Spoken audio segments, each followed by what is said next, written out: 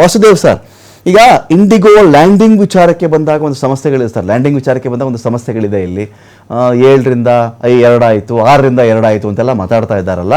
ಈ ಸಿಬ್ಬಂದಿ ಮೇಲೆ ಇದು ಒತ್ತಡ ಅಂತ ನಾವು ಕನ್ಸಿಡರ್ ಮಾಡಬೇಕಾಗತ್ತಾ? ಇಲ್ಲಪ್ಪ ಬೇರೆಯವ್ರಿಗಿಂತ ಒಳ್ಳೆ ಮಾಡೆಲ್ ಇದೆ ಅವ್ರದ್ದು, ಅದರ ಪ್ಲಾನಿಂಗ್ ಚೆನ್ನಾಗಿದೆ, ಎಕ್ಸಿಕ್ಯೂಷನ್ ಲೆವೆಲ್ ಚೆನ್ನಾಗಿದೆ, ಸೊ ಹಾಗಾಗಿ ಅವ್ರು ಹಾರಿಸ್ತಾ ಇದ್ದಾರೆ, ಲಾಭ ಮಾಡ್ಕೊಳ್ತಾ ಇದ್ದಾರೆ, ಆ ಆ್ಯಂಗಲಲ್ಲಿ ನೋಡಬೇಕಾಗುತ್ತೆ ವಾಸುದೇವ್ ಸರ್ ಅಂತ?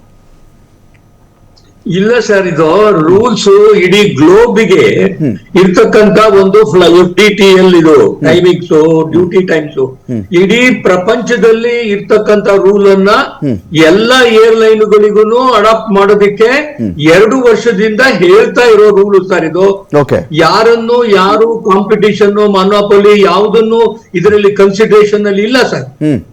ಏರ್ ಇಂಡಿಯಾಗೂ ಅಪ್ಲಿಕಬಲ್, ಸ್ಪೈಸ್ ಜೆಟ್ಟಿಗೂ ಅಪ್ಲಿಕಬಲ್, ವಿಸ್ತಾರಕ್ಕೂ ಅಪ್ಲಿಕಬಲ್, ಇಂಡಿಗೋಗೂ ಅಪ್ಲಿಕಬಲ್. ಇಡೀ ಪ್ರಪಂಚದಲ್ಲಿ ಯಾವ ಏರ್ಲೈನ್ ಪೈಲಟ್ಗಳಿದ್ದಾರೆ ಅವರಿಗೆಲ್ಲ international civil aviation organisation annexure 16 ನಲ್ಲಿ ಏನ್ ಹೇಳ್ತಾ ಇದೆ ಅದನ್ನೇ DGCA ಅಪ್ಲೈ ಮಾಡೋದಕ್ಕೆ ಹೇಳಿದೆ. 2 ವರ್ಷಗಳಿಂದ ಇದನ್ನ ಮಾಡಬೇಕು ಅಂತ ಹೇಳಿ ಹಂತವಾಗಿ ಅವರಿಗೆ ಇನ್ಸ್ಟ್ರಕ್ಷನ್ಸ್ ಅನ್ನ ಕೊಡ್ತಾ ಬಂದಿದ್ದಾರೆ. CAR, ಸಿವಿಲ್ ಏವಿಯೇಷನ್ ರೆಗ್ಯುಲೇಷನ್ಸ್ ಅಂತ ಏನಿದೆ 2024ರಲ್ಲಿ ತಂದಿರೋದನ್ನ ಜನವರಿ 25ರಿಂದ ಶುರು ಮಾಡಿದ್ದಾರೆ. ಜೂನ್ ನಲ್ಲಿ ಇಂಪ್ಲಿಮೆಂಟ್ ಮಾಡಬೇಕಾಗಿತ್ತು.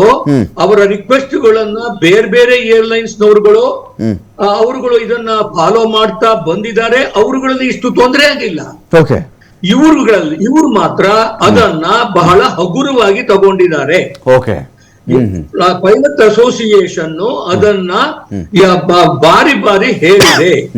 ಕೋರ್ಟ್ ನಲ್ಲಿ ಇದ್ರ ಬಗ್ಗೆ ಹೋಗಿದ್ರು ಇಲ್ಲಿನ ಜನ, ಈ ಪೈಲಟ್ ಅಸೋಸಿಯೇಷನ್ ಅವರು. ಅದಕ್ಕೆ ಹೈಕೋರ್ಟ್ ಸಹ ಇವರಿಗೆ ಇನ್ಸ್ಟ್ರಕ್ಷನ್ಸ್ ಅನ್ನ ಕೊಟ್ಟಿತ್ತು, ಮಾಡ್ತೀವಿ ಅಂತ ಅಶ್ಯೂರೆನ್ಸ್ ಏನೋ ಕೊಟ್ಟಿದ್ರು. DGCAಗೂ ಇನ್ಸ್ಟ್ರಕ್ಷನ್ಸ್ ಅನ್ನ ಕೊಟ್ಟಿದ್ರು. ಆದ್ರೆ ಇವ್ರು ಯಾರು ಇಂಡಿಗೋನವರು ಅದನ್ನ ಫಾಲೋ ಮಾಡ್ಲಿಲ್ಲ ಸರ್.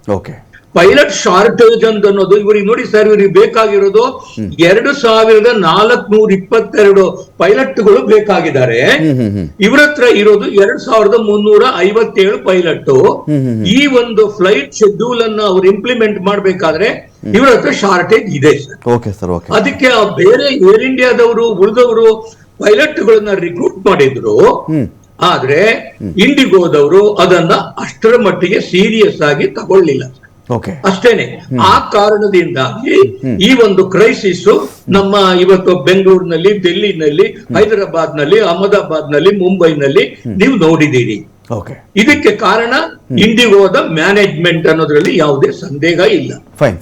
ಪೈಲಟ್ಗಳ ಡ್ಯೂಟಿ ಅವರ್ಸ್ ಅನ್ನ ಕಡಿಮೆ ಮಾಡೋದ್ರಿಂದ 36 ಗಂಟೆ ಮುಂಚೆ ಇದ್ದಕ್ಕೆ ಇದ್ದದನ್ನ 48 ಗಂಟೆಗೆ ಇನ್ಕ್ರೀಸ್ ಮಾಡಿ ಅಂತ ಹೇಳಿದ್ರು. 6 ಏನ್ ನೈಟ್ ಲ್ಯಾಂಡಿಂಗ್ ಮಾಡ್ಬೇಕು ಅದನ್ನ 2ಕ್ಕೆ ಇಳಿಸಿದ್ರು. 10 ಗಂಟೆ ಸ್ಟ್ರೆಚ್ ಮಾಡ್ಬೇಕು, ಅದಕ್ಕಿಂತ ಜಾಸ್ತಿ ಮಾಡ್ಕೊಡ್ದು ಅಂತ DGCA ಇನ್ಸ್ಟ್ರಕ್ಷನ್ ಹೇಳ್ತದೆ. Civil aviation requirement